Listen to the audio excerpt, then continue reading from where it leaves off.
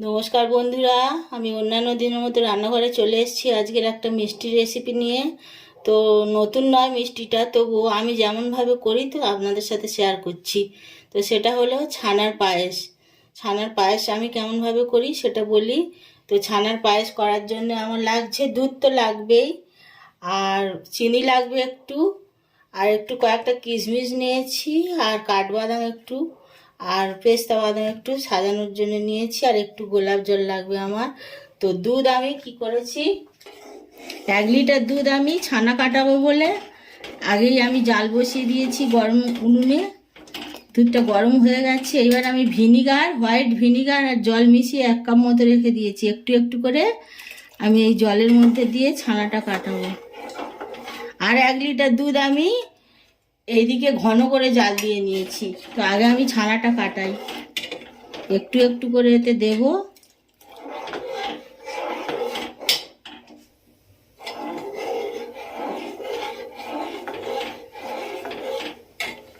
ছানাটা কাটছে আস্তে আস্তে করে।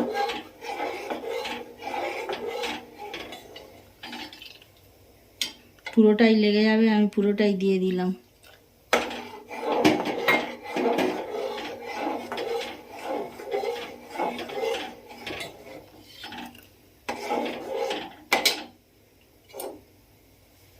গ্যাসটা আমি অফ করে দিলাম। ছানাটা আমার কাটানো হয়ে গেছে।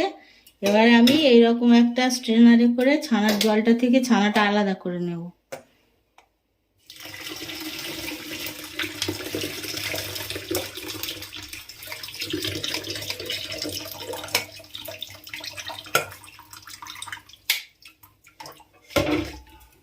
একটু ভালোভাবে বেশি করে জল দিয়ে আমি ছানার যে টক ভাবটা কাটানোর জন্য ভালো করে ধুয়ে নিচ্ছি।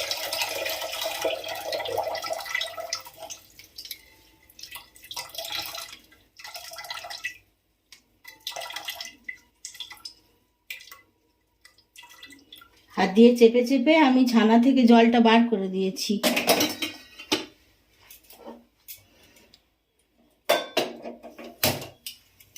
এবার আমি যে 1 লিটার দুধটা ঘন করে জাল দিয়ে রেখেছিলাম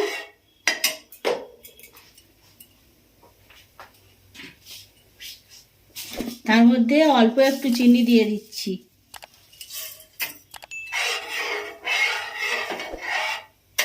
খুব অল্প চিনি দেবো, খুব মিষ্টি হলে আমার ভালো লাগবে না।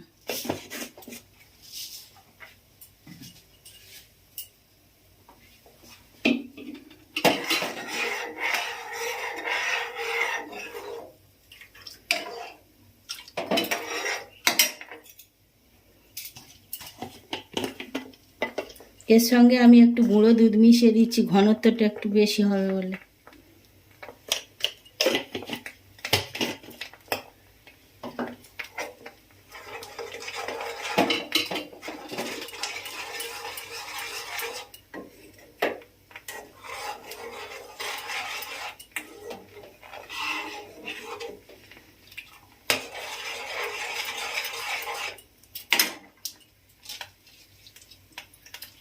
এবারে আমি জল ঝরানো ছানাটা এর উপর থেকে দিয়ে দিচ্ছি।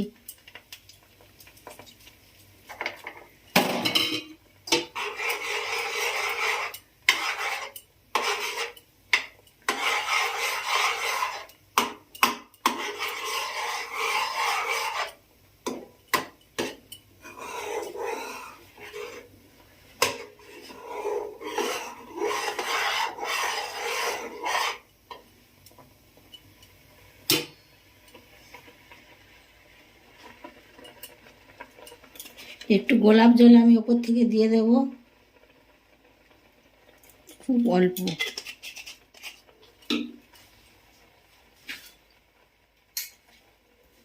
দিয়ে দিচ্ছি কয়েকটা কিশমিশ